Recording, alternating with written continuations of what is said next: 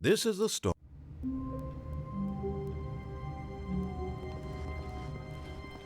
Stanley had never seen the office this brightly lit. Was it a sign of something? He hoped it was. He hoped very much that it was.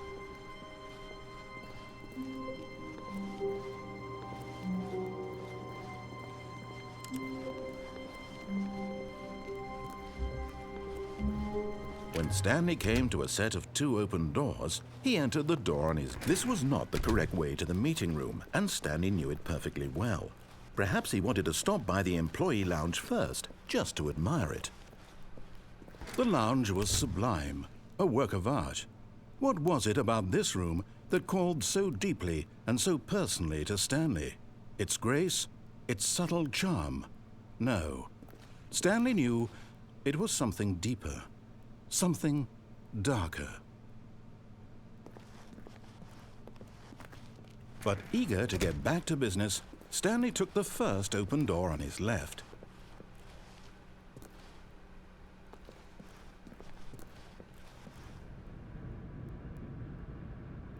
Stanley was so bad at following directions, it's incredible he wasn't fired years ago.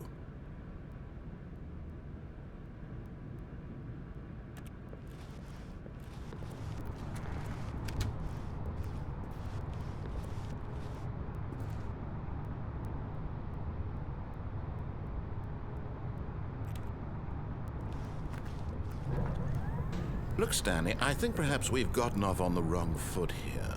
I'm not your enemy, really, I'm not. I realize that investing your trust in someone else can be difficult, but the fact is that the story has been about nothing but you all this time. There's someone you've been neglecting, Stanley. Someone you've forgotten about. Please, stop trying to make every decision by yourself. Now, I'm not asking for me, I'm asking for her. This is it, Stanley. Your chance to redeem yourself, to put your work aside, to let her back into your life. She's been waiting.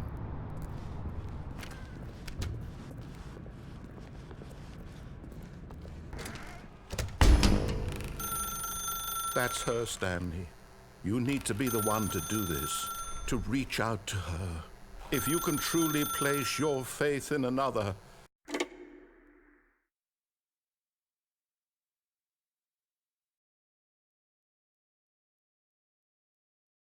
Oh, Stanley, is that you? Hold on, sweetie. Sorry to keep you waiting. I'm just pulling the bread out of the oven. All right. Okay, there we go. All right, now, I want you to come in and tell me all about your day. Gotcha. Oh, come on. Did you actually think you had a loving wife who'd want to commit their life to you? I'm trying to make a point here, Stanley. I'm trying to get you to see something. Come inside. Let me show you what's really going on here. This is a very sad story about the death of a man named Stanley.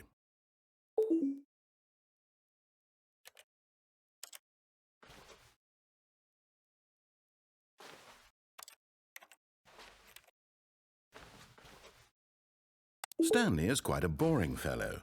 He has a job that demands nothing of him, and every button that he pushes is a reminder of the inconsequential nature of his existence. Look at him there, pushing buttons, doing exactly what he's told to do. Now he's pushing a button. Now he's eating lunch. Now he's going home. Now he's coming back to work. One might even feel sorry for him, except that he's chosen this life. But in his mind, he can go on fantastic adventures. From behind his desk, Stanley dreamed of wild expeditions into the unknown, fantastic discoveries of new lands. It was wonderful, and each day that he returned to work was a reminder that none of it would ever happen to him. And so he began to fantasize about his own job. First, he imagined that one day while at work, he stepped up from his desk to realize that all of his co-workers, his boss, everyone in the building had suddenly vanished off the face of the earth. The thought excited him terribly.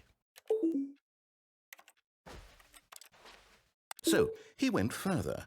He imagined that he came to 2 open doors and that he could go through either. At last, choice. It barely even mattered what lay behind each door. The mere thought that his decisions would mean something was almost too wonderful to behold.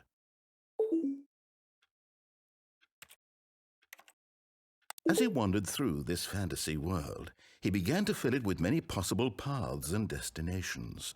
Down one path lay an enormous round room with monitors and mind controls. And down another was a yellow line that weaved in many directions. And down another was a game with a baby. And he called it the Stanley Parable. It was such a wonderful fantasy, and so in his head he relived it again, and then again, and again, over and over, wishing beyond hope that it would never end, that he might always feel this free.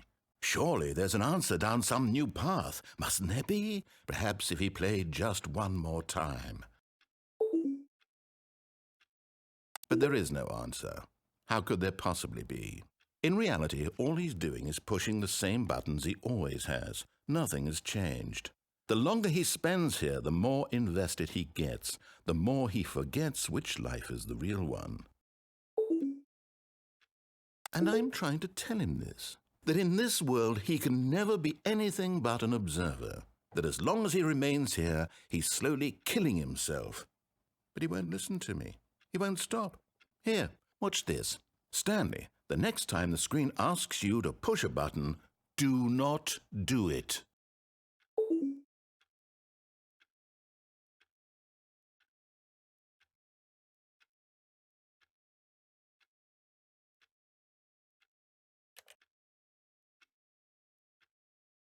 You see?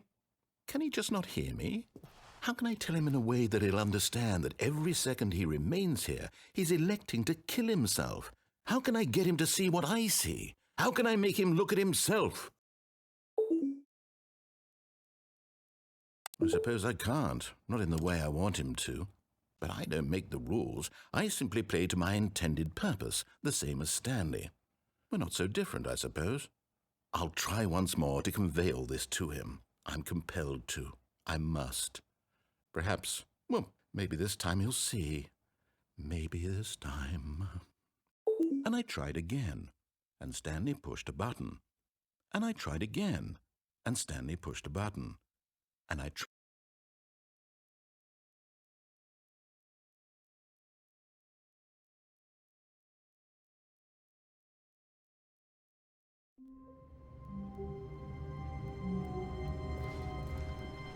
All of his co-workers were gone. What could it mean? Stanley decided to go to the meeting room. Perhaps he had simply missed a memo.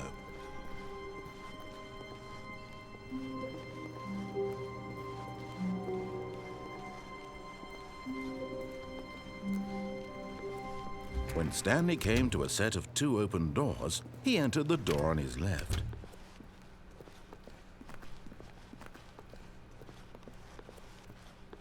Yet there was not a single person here either. Feeling a wave of disbelief, Stanley decided to go up to his boss's office, hoping he might find an answer there.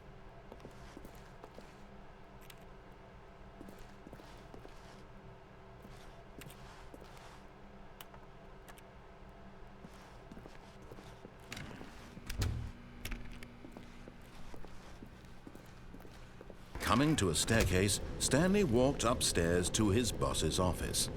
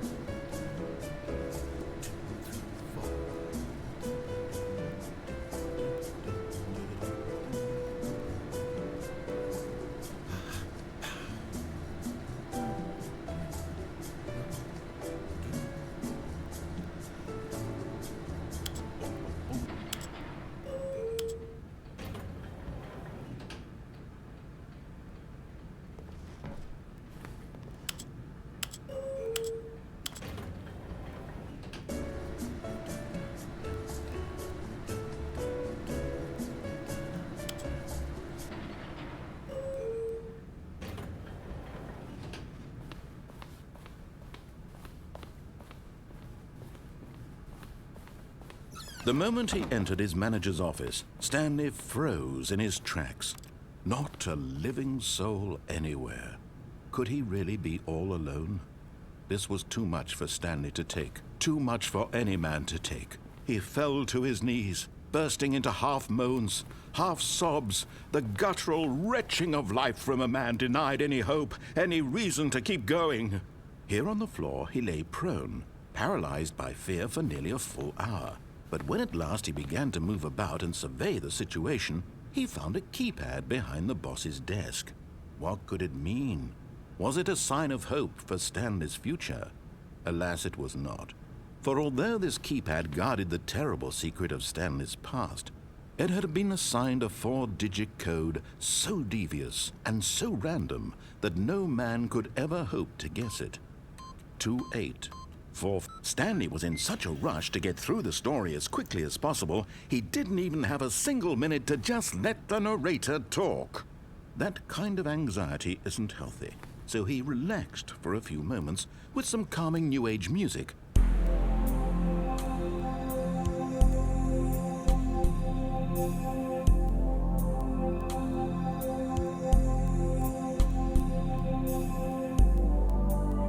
Feeling soothed and rejuvenated, Stanley calmly walked forward into the opened passageway.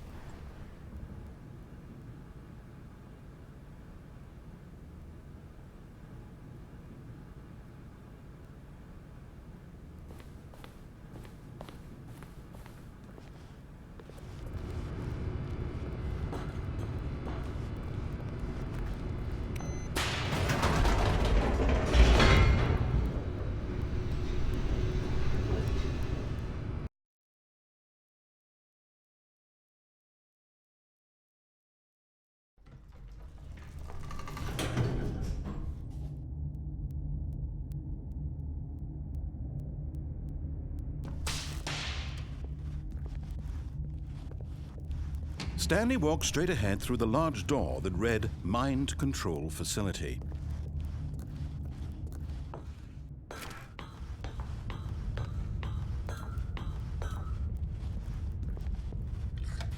The lights rose on an enormous room packed with television screens. What horrible secret did this place hold? Stanley thought to himself. Did he have the strength to find out?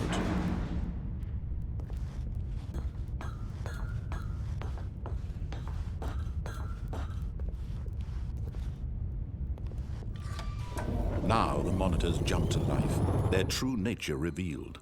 Each bore the number of an employee in the building, Stanley's co-workers. The lives of so many individuals reduced to images on a screen, and Stanley, one of them, eternally monitored in this place where freedom meant nothing.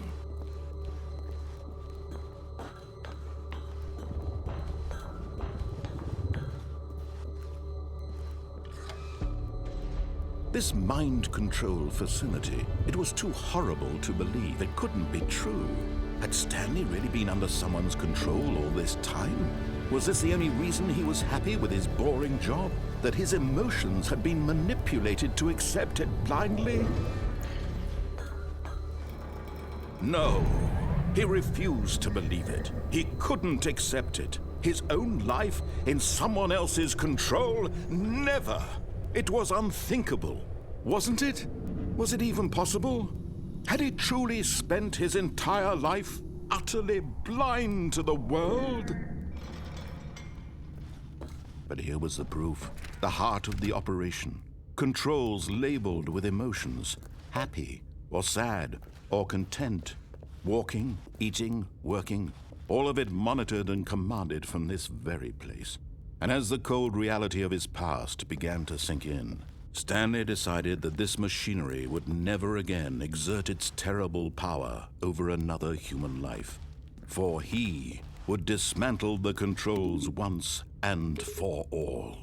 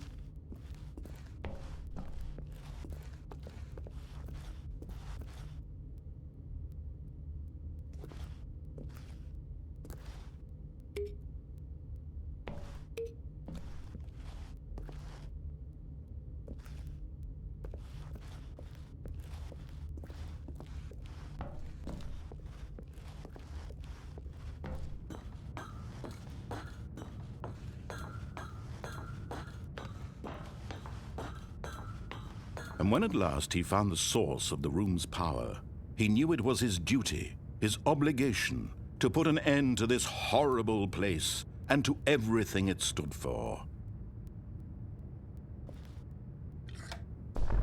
Oh, Stanley, you didn't just activate the controls, did you? After they kept you enslaved all these years, you go and you try to take control of the machine for yourself. Is that what you wanted? Control? Oh, Stanley, I applaud your effort, I really do. But you need to understand, there's only so much that machine can do. You were supposed to let it go, turn the controls off, and leave. If you want to throw my story off track, you're going to have to do much better than that. I'm afraid you don't have nearly the power you think you do. For example, and I believe you'll find this pertinent, Stanley suddenly realized he had just initiated the network's emergency detonation system. In the event that this machine is activated without proper DNA identification, nuclear detonators are set to explode, eliminating the entire complex. How long until detonation then? Let's say 2 minutes. Now this is making things a little more fun, isn't it, Stanley? It's your time to shine. You are the star. It's your story now. Shape it to your heart's desires. Oh, this is much better than what I had in mind. What a shame we have so little time left to enjoy it. Mere moments until the bomb goes off. But what precious moments each one of them is. More time to talk about you, about me, where we're going, what all this means. I barely know where to start. What's that? You'd like to know where your co-workers are? A moment of solace before you're obliterated? All right, I'm in a good mood. You're gonna die anyway. I'll tell you exactly what happened to them. I erased them. I turned off the machine. I set you free. Of course, that was merely in this instance of the story. Sometimes when I tell it, I simply let you sit there in your office forever, pushing buttons endlessly and then dying alone. Other times, I let the office sink into the ground, swallowing everyone inside, or I let it burn to a crisp. I have to say this, though, this version of events has been rather amusing. Watching you try to make sense of everything and take back the control wrested away from you, it's quite rich. I almost hate to see it go. But I'm sure whatever I come up with on the next go-around will be even better. My goodness, only 34 seconds left. But I'm enjoying this so much. You know what? To hell with it. I'm going to put some extra time on the clock. Why not? These are precious additional seconds, Stanley. Time doesn't grow on trees. Oh dear me, what's the matter, Stanley? Is it that you have no idea where you're going or what you're supposed to be doing right now?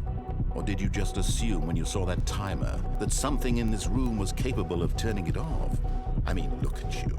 Running from button to button, screen to screen, clicking on every little thing in this room. These numbered buttons, no, these colored ones, or maybe this big red button, or this door. Everything, anything, something here will save me. Why would you think that, Stanley? That this video game can be beaten? Won? Solved? Do you have any idea what your purpose in this place is?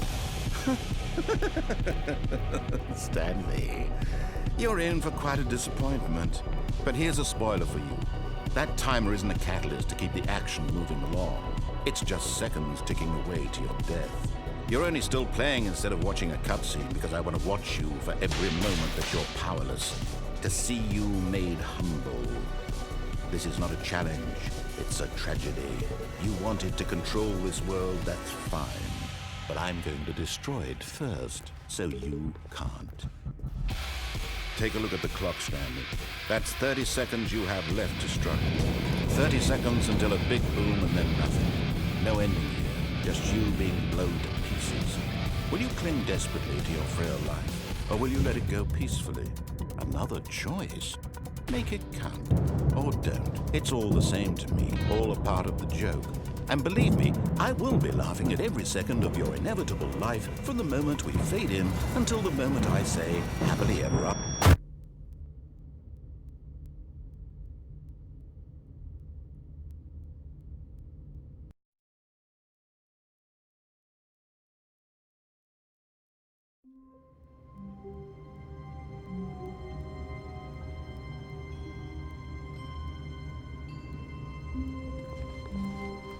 All of his co-workers were gone. What could it mean? Stanley decided to go to the meeting room. Perhaps he had simply missed a memo.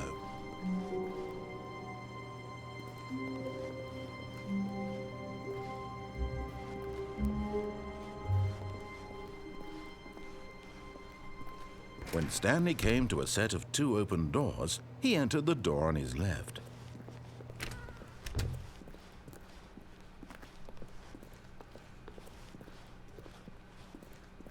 Yet there was not a single person here either. Feeling a wave of disbelief, Stanley decided to go up to his boss's office, hoping he might find an answer there. Coming to a staircase, Stanley walked upstairs to his boss's office.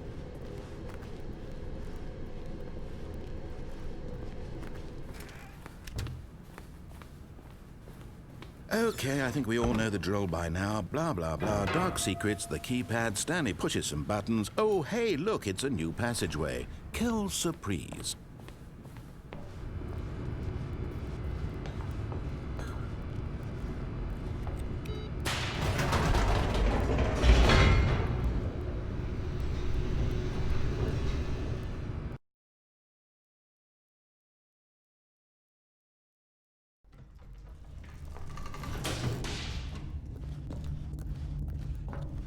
Stanley walked straight ahead through the large door that read Mind Control Facility.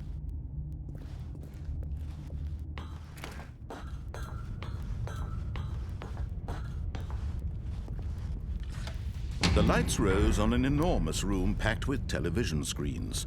What horrible secret did this place hold? Stanley thought to himself. Did he have the strength to find out?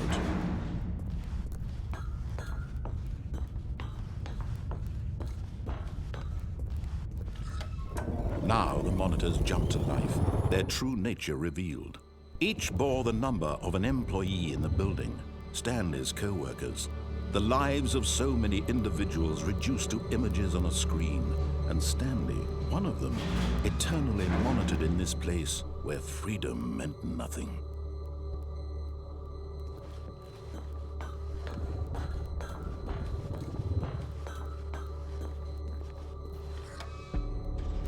This mind control facility, it was too horrible to believe. It couldn't be true. Had Stanley really been under someone's control all this time? Was this the only reason he was happy with his boring job? That his emotions had been manipulated to accept it blindly? No, he refused to believe it. He couldn't accept it. His own life in someone else's control? Never! It was unthinkable, wasn't it? Was it even possible? Had he truly spent his entire life utterly blind to the world? But here was the proof, the heart of the operation. Controls labeled with emotions, happy or sad or content. Walking, eating, working, all of it monitored and commanded from this very place. And as the cold reality of his past began to sink in, Stanley decided that this machinery would never again exert its terrible power over another human life, for he would dismantle the controls once and for all.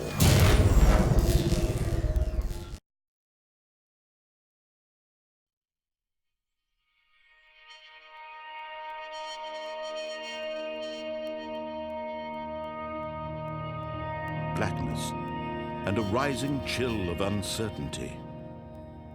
Was it over?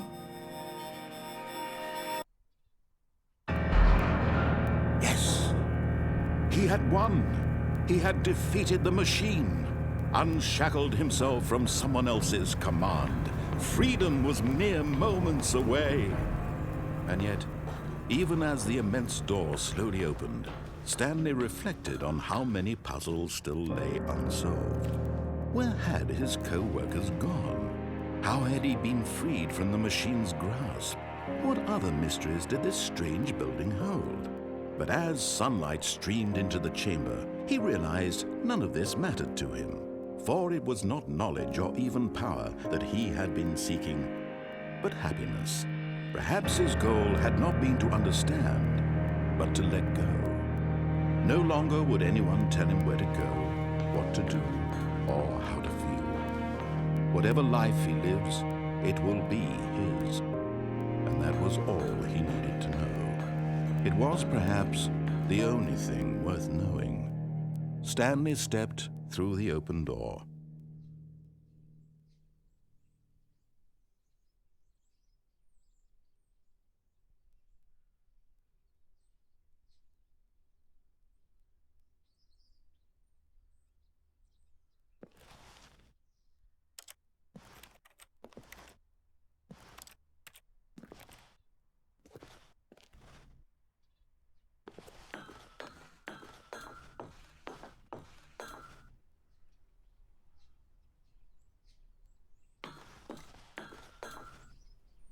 Stanley felt the cool breeze upon his skin, the feeling of liberation, the immense possibility of the new path before him.